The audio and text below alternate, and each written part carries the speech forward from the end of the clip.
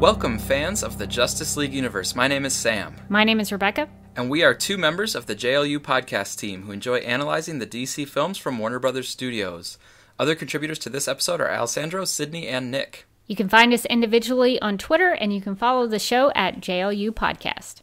In this episode, we are continuing forward in Justice League. We are looking at Scene 18, which is Diana's meeting with Victor on the darkened sidewalks. So overall, this is a scene where we get to see some interaction between Diana and Vic, and we get the basis of an actual real character connection between these two.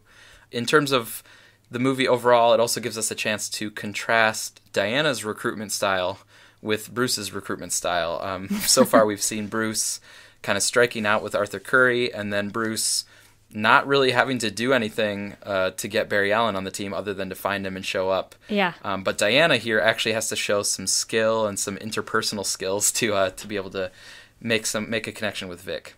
Yeah, she has to impress him a little bit, I think, because he's sort of feeling her out, trying to figure out what he can get out of her in terms of information about Bruce Wayne and about her and what they know about him and why they want to talk to him. So I think she really has to earn his trust in this scene. I don't know if she fully does it by the time the scene is over, but she does it enough that he's willing to meet her face to face and willing to talk to her. So I do like that part of this scene, that Diana has to use her skills, her interpersonal skills as Diana, not necessarily as Wonder Woman. Right. She's having to do this as Diana. So I think that's a really cool way to show her talents aside from just, hitting things and using her lasso. She's using her brain and using her emotional connection with Victor. Yeah, her intelligence to make a connection with him. Yeah, I mean, I really like this. I like the whole dynamic between Vic and Diana because she uses that empathy and that human connection that is really like one of her strong suits and that they really developed well in the Wonder Woman movie. And here it comes into play again. And like you said, Diana is doing this as Diana. And I also think it's nice that she is finding her connection to Victor Stone, the human. She's not talking to him about like, oh, your powers are going to be really useful, or, your ability to hack into information. We're really going to need that on the team. We're going to need somebody who, to be the computer guy, or, you're from the mother box, so you might have a connection or some insight into this thing that we're facing. She doesn't make any of the appeals towards his powers as Cyborg. She makes the appeals to Victor Stone and what he's dealing with as a human. Like, hey, you maybe are feeling isolated. You maybe feel like you're shutting other people out because of what you've been through. And I can actually connect with you on that. I can empathize with that, and I can hold a hand out to, make that connection, and that we can link up and have a relationship, and you can be part of this team. And I think that was totally the right call, because really what Vic needed was he needed to hear somebody kind of connect with and validate his human side. I think if she had tried to talk to him, or if Bruce had tried to talk to him about his technical capabilities as Cyborg and how effective those will be in the battle, I think he would have lost him. I don't think that would have worked at all. So she took like just the right approach with just like what he needed to hear. And it's not like it worked immediately, but I think that what she did was she put that connection forward, she showed that empathy, and then she knows that that's going to pay off later. Like, he's going to think about it, he's going to realize, okay, I can help out, and also I have somebody here that I might be able to be friends with. That's so huge for Victor Stone in this scene, because Diana asks, "Are you Victor Stone?" And he replies, "I was." Right. So he doesn't see himself as that human anymore. His mental state at this point is, my old self, my Victor Stone's part of me is dead, is gone. I'm never getting him back. I'm this mechanical monster now, is kind of how he sees himself, that he's hiding himself with his clothing, and he's avoiding people. He turns off the lights when he meets her in the streets to kind of hide who he is and shield himself, and he hides in shadows and things like that. So he feels ashamed of who he is, and so he doesn't think of himself as human anymore. He doesn't think of himself as Victor Stone anymore. And that really is a big deal for him. And I think you're right that Bruce probably would have been more, we need you to do this and this and this and this, and not really care about his loss of, not loss of his life, but the life that he once knew. And I think Diana, having seen that footage and being affected by that in terms of what he went through to become Cyborg and what he lost when he lost part of his human side, I think that probably affected her enough that she realized that's the best way to go. So I think you're right. There are two different styles between Bruce and Diana in terms of how they recruited members of the team. Mm-hmm. Yeah, I think it's really good, and it's well written, well acted, and it unfolds over several different scenes. Like we'll kind of follow this through Diana and Vic, their relationship in some of the future scenes as well. But this is really where it all starts from between them. I mean, they're chatting on the computer screen before, but I think it's really here face to face. Like even her saying, "I want to see you face to face," is basically saying like, "I still recognize you as a person." And then he's saying, "Yeah, I was Victor Stone," but she's saying like, "No, I still see Victor Stone. I want to help." And then she kind of brings up this idea of working on it. It's something that you keep working on. It's not a simple answer. It's not a simple adjustment to your new situation, but it's something you can work on, and we can work on it together. But yeah, so I think overall it's a good scene. Let's go through some of the details of it. One thing that I didn't love about the scene is it starts with basically a glamour advertisement shot of a car, and I don't mind a little bit of product placement in a movie. I realize that's part of the business, but the thing was, we pretty recently, 2 minutes ago, had a glamour shot of Bruce's car, a very flagrant glamour shot. It was part of the humor of the scene of him being rich, but it was definitely this glamour shot of the vehicle. And now, very soon after, we get another glamour shot of this, very nice car pulling up. So it's just something I noticed, and it pulls me out of the movie just, briefly. Well, in the vein of product placement, I want to mention that Bruce drives a Mercedes-Benz AMG Vision Gran Turismo, and Diana drives the E-Class Cabriolet, I think is what it's pronounced like. So yeah, there was a big push with Mercedes. They did a lot to promote the movie, and they had a lot of promotional aspects in there. And there's actually also there's a sign right behind where Diana parks that Mercedes that says QQA. I think it's QQAR, and that was also product placement that was used to make money off the movie a little bit. The augmented reality technology that was done for fans of Justice League, and you could interact that way. So yeah, this whole scene was it was meeting Victor Stone, but also look at all of our product placement. Yeah, they got to pay those bills. Yeah, I definitely don't mind some of it. The other thing I noticed, speaking of the what's around the environment and real products and businesses and stuff, I did notice when I tried to look down the road at what businesses are here, because I'm assuming this is the streets of Gotham. That's what I took it as anyway, just because of it started from, I guess, the Batcomputer and the Batcave and things. But wherever it is, down the street there's a bar that's called Bar, and then there's a hotel that the sign says Hotel, and then there's a parking garage that's called Parking. I'm like, oh, that's just the most generic names of every business that you could have. Where in a real city, I think you would probably have a certain parking company or a certain hotel or a certain name for the bar. Yeah, that's they're not branding themselves very well. They're just a generic. Maybe it's like the locations. Alien Bar on Supergirl. Maybe so. Alien Bar with no name. They need to have a name. Although there's been some debate on Supergirl, just to mention it, that there's a bartender named Al, so people think it's Al's Bar, but we don't know that. It's never been confirmed. So at least Al put his name on it, so it stands out as its own. But yeah, bar, hotel, and parking. That doesn't help me know where to go. Yeah. So she pulls into the street, though. She starts walking. She has the typical Diana kind of style and flair in terms of the clothing design. She always seems to be fashionable and appropriately dressed for the situation. But I don't know if you have further comments on the wardrobe choice here. I wish she wasn't wearing tight leather pants, just in my personal opinion. She looks great, but I don't know if I was going to, meet someone for the first time. That might be what I wear, but Diana, she can pull those kinds of things off. So even though it's not my personal preference, it's totally fine for Diana. Mm-hmm. Yeah, it was filmed maybe from a certain angle that wasn't necessary, but I mean, she definitely pulls off the outfit where it's okay, I could see her actually wearing that for real.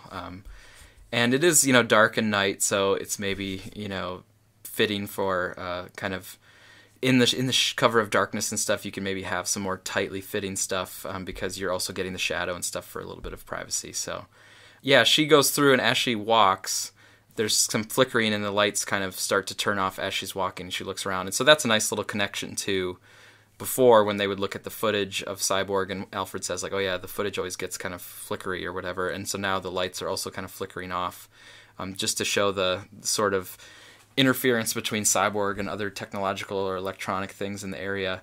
And then Cyborg here soon is going to say that if you try to get footage of the parademons, that the footage is usually corrupt, like something ruined the footage whenever they're in the area. So the parademons seem to cause some problems for technology around it, and then Cyborg also is able to kind of do that with technology around himself. And that shows that he is already aware of what's going on, and he's doing his part to look into it. He might not be out there saving lives just yet, but he's aware of what's going on.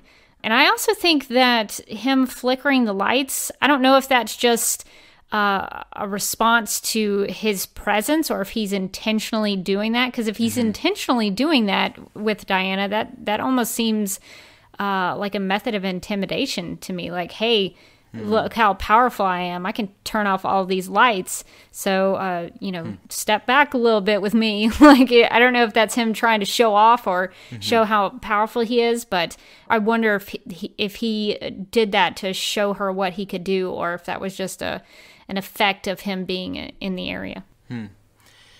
Yeah, I hadn't really thought of that, but my guess would be it's at least partially controlled, because, like, it's not like a black box surrounds him wherever he is. There's other scenes where he's near lights and stuff, and they're not always turning off. So it could be that he controls it, and that, yeah, he is deciding, like, I'm going to put us in the darkness so that we can meet. Maybe I'm kind of showing my power. Maybe I'm just trying to give us, like, cover so that nobody else will notice what we're talking about or what we're doing.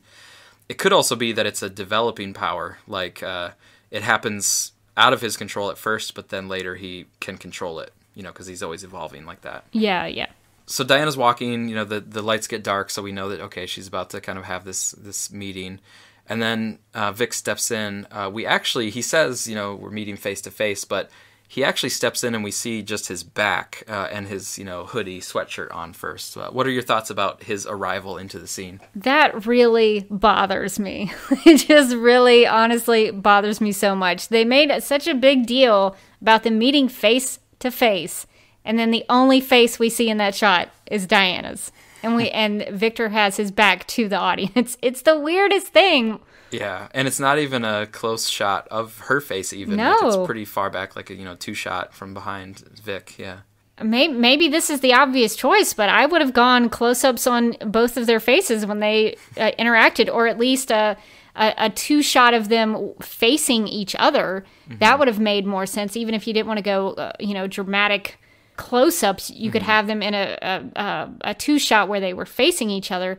That would have been a cool way to tie back into that. But maybe I'm being too literal about that dialogue, but it is a little weird that they make a big deal out of it being face-to-face, and that's not what we get in the shot. I don't think there's a close-up reaction shot of Diana to seeing Cyborg either, right? Because Cyborg, he has this thing on his face, and he's sort of, you could say, a monster, or some people might interpret this as a monster.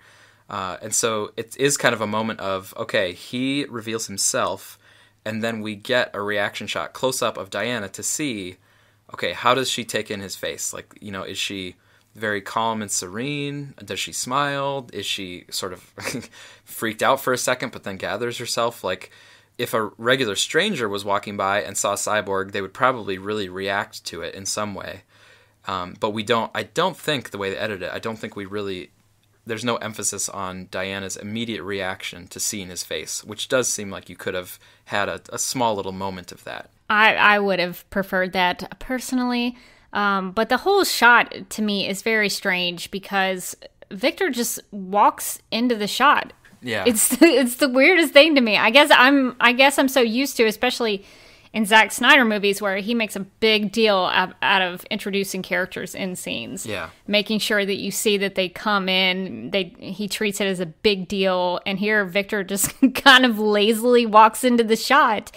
I find all of that very Yeah, strange. from the side of a building, maybe. Yeah, like we don't get a clear sense of where he came from either. He kind of, I guess he was on, just the other side of the building on a corner and then steps in. But yeah, you're right. Like the sense of space and how it all worked is a little bit muddy. There's no importance to him coming into the scene. And I think that's strange given the fact that these two are meeting for the first time face to face. So I would have expected a little more emphasis on him when he was entering the scene. Yeah, so let's go a little bit into what they talk about. So at first they kind of talk about business. Like I think Vic says he's been tracking what they're looking for, and he says, that the video stuff is corrupted whenever the parademons are around, or that's what I took it as. And then Diana is kind of getting to business where she's saying, I want you to help save the world. Like she's kind of just making a quick recruitment pitch of like, I want to work with you, and we have this threat that's going on. That's the first part. But then it will pretty quickly shift to the more personal connection that we were talking about before. But I do like it that Vic has been tracking and he has been digging into the information about the parademons and about what's going on. So I like it that even when he was on his own, he is trying to keep abreast to the threat. And so it seems like, okay, he probably is somewhat willing to help out if needed, but he's just not quite there yet. He needs somebody to kind of reach out to him and help bring him into the fold. I also noticed the line where Diana's kind of inviting him to join the team, basically, and he says, I do fine alone. And that one, to me, is a line that connects to this main theme of the movie of isolation versus collaboration. And he's trying to say, yes, I've isolated myself. We've seen that very clearly in his scenes.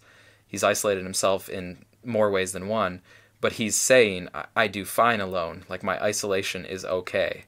But as we'll learn, like, throughout the movie, it's really not. Like, it's actually going to be better if he does make some new friendships with Barry and connections with Diana, and then helps as part of a team. Yeah, could you do that on your own? Sure. But is it better if you work with a team or work with other people who care about you? Yeah, that's going to be 100% better. Mm-hmm.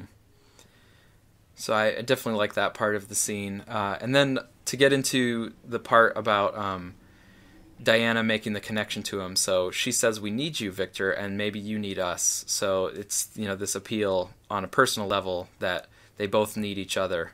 She doesn't go into all the details of why they need him. She just says more in this emotional level, we need you and you need us, and we can kind of work together in a way that will benefit both sides. Yeah, and I think we see that in this, even a little bit in this interaction that Diana shares about her past, and Victor, obviously, like, Diana knows about his past, and Victor is now just kind of learning and hearing about what she's been through and how it connects a little bit to him. So I think it is shown just even a little bit in the scene that it is beneficial for both of them, that they can learn from each other, that they can care about each other and be there for each other. So I like that this is the start of that, and it does develop through the movie, but I think the scene does a good job of at least planting that seed. Mm-hmm. And then it also has a nice connection back to the Wonder Woman film, because Diana opens up here about herself for a little bit. She says that she lost someone. She says that she shut herself off from the world, and that now she's working on trying to, like, be connected again and having relationships again, just with, people, and not closing herself off. And to me, that rung true, because to me that is resonant with BVS when she said, this century of horrors, and she had kind of gotten disillusioned with mankind and had kind of like retreated from mankind, at least in a metaphorical sense. And it also resonated, I think, with Wonder Woman, where we saw her suffer a very great loss, a very emotional loss. We haven't seen the intervening 100 years exactly, but we have seen her have that loss, and we have seen her mention in BVS her kind of frustration and her isolation from mankind. So to me, I like how those both can connect to this scene. Now, you could get like nitpicky and talk about like, well, what exactly does that mean for her to have been isolated for 100 years, and what does that look like, and all of that. But I'm not really worried about that yet until the Wonder Woman sequel comes out. For right now, I'm like, yep, I can see a connection to BVS, and I can see a connection to the Wonder Woman solo film, so I'm happy. That all feels very organic, the way that they use that to have Diana connect with Vic on that level of trying to open herself back up again after being away for such a long time and having to figure out how to do that again. That feels very real to me that she would say that, and that it would mean something to him because that's what he's going through now. So in some ways, I guess that makes Diana a little bit of a mentor for Vic in some regards. So I think that feels right in terms of the writing and the story and what they've set up before and what they're doing in the movie now. So yeah, I like that a lot. Mm-hmm. The other main line that I had marked was the talking about Vic's new powers and stuff. I think Diana says that they are gifts, or they could be viewed as gifts. And then Vic's response is, if these are gifts, then why am I the one paying for them? So Alessandro said that this feels like a more profound line, like something akin to like you might have in BVS where, oh, this line seems like has a lot that you could unpack from it. And in terms of gifts, it's, gifts are something that's willingly given and there isn't supposed to be payment.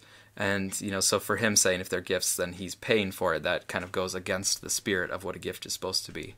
You know why that line works? Is because it's not a mixed metaphor. It follows through with... Yes, the first part of the sentence matches with the second part. There's gifts is carried through. That's why it has more meaning, is because it actually makes sense. So I actually really do like being challenged to think about that in terms of Cyborg and of Victor Stone, because it's true. I don't consider it a gift if I'm paying for it. Maybe I buy something for myself, but it's not a gift. It's like not a burden too. Yeah. It's something I just provided for myself. A gift is something that someone gives to you. So it's weird to think about me giving myself a gift because I'm still paying for it. Yeah. So there is a point to that Victor doesn't have gifts maybe in the way Diana does. That she has these, powers. And in terms of the bracelets, those could, I guess, have been considered a gift because she would have been given those. But he is paying for this. Mm-hmm. He's lost members of his family because of it. He has lost a lot of what makes him human, and so he is paying for this a great deal. Mm-hmm. So I think in time he'll see it as a gift, but here when he's in his anguished state, I can totally see his objection to that term being used for what he's what has happened to him. Mm-hmm. Yeah, I agree. It's like it totally resonates with where he is right now in his mental state, and it does feel like a burden. It feels like this quote-unquote gift has really ruined a lot of aspects of his life, and he has to worry about the dangers that might be now like wrapped up in himself, and he can't really control it, and it's changing all the time. And yeah, it's like you said, it's ruined his relationships and his plans for his future and that sort of thing. So he's really viewing it right now as this burden, as this thing that he's paying for. But from another point of view, you could see the positive sides of it. Like, wow, I can do a lot of good. I can do a lot of things with these powers that I have. And in that sense, I could just reframe it as a gift. I could choose to see it as a gift once this team kind of helps me take that new perspective. So yeah, it's meaningful. It's a very coherent metaphor. It's a nice marker for where his character can go by the end of the movie, or where it could go in future movies, that sort of thing. So yeah, it's just a good line overall. And it's a nice thing specifically for Cyborg. Mm-hmm. I don't know if anyone else would have been able to say that line, and it means so much, because when I think about Victor in his past, like you mentioned, he was a football star. He could have gone to college and maybe eventually gone to the NFL. He could have used his gifts that he got in playing football and sports to provide a great future for him. So I think there is something to be said, like you mentioned, about the perspective of how to frame it, because in playing football, that would have been easy for him to accept that, my talents as a football player, that's a gift. That's something that I feel like maybe I've been given in order to be as good as I am. So now he can see, later on that, I have these abilities just like playing football. I can use these to harness them for good and to benefit others, and that, and maybe it's cool that I also fly and do things like that. So maybe he'll be able to see that that perspective is almost not quite exactly the same as his football career, but I would like to think that he gets to that point where he sees, the good times with his football stuff. That was a gift, but he could also see his heroic side as Cyborg as a gift as well. Yeah, and I think you're definitely right that this line is uniquely Cyborg's line, because he's the only one whose powers and his superhero abilities are non-negotiable. They're visible to everybody. Diana, was born with her powers arrived, but they're kind of her birthright. But if Diana ever wanted to hide her powers, she could. She could just walk around like a normal person. Barry Allen could just walk around like a normal person if he wanted to. If his super speed was a burden that was ruining his life, he could just not use super speed and live a normal life. Arthur Curry, Clark Kent, Bruce Wayne, all of them have kind of the option of whether they want to use their abilities or whether they want to have a quote-unquote normal life. Cyborg is the one that has no choice. He's walking around with big old metal stuff on his face and this whole half cyborg body clanging around, and then new powers emerging that are alien in origin and stuff. He's got no choice about it. That is his life now. There's no denying it. So that's why it resonates for him to say this feels like a burden. It feels like I'm paying for it. But hopefully with support of other people, I can find some good in it. I can put it to some good use. Yep, that's a good way to think about it. And then to close out the scene, Cyborg just launches straight vertically into the air, and Diana watches him go. So there we do see his power of flight. That's the first time we're seeing him fly, right?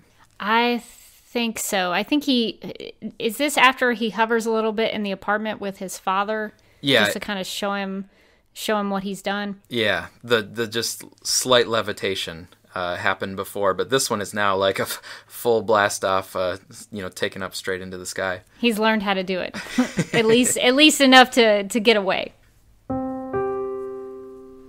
All right, so I think that is our analysis of Scene 18 of Justice League. Thanks so much for listening, and Rebecca, thanks so much for being here. Do you want to give some shout-outs to the Supergirl Radio stuff that's going on right now? Sure. You can check us out at supergirlradio.com. We are a podcast about the CW's Supergirl TV series.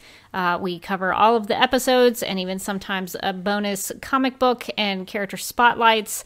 I am also something of a voice actress. Not really. I wouldn't consider myself to be that caliber, but I try to do some voice acting on a podcast, a sketch comedy podcast called The Fakest, which is about a news team that covers fake news.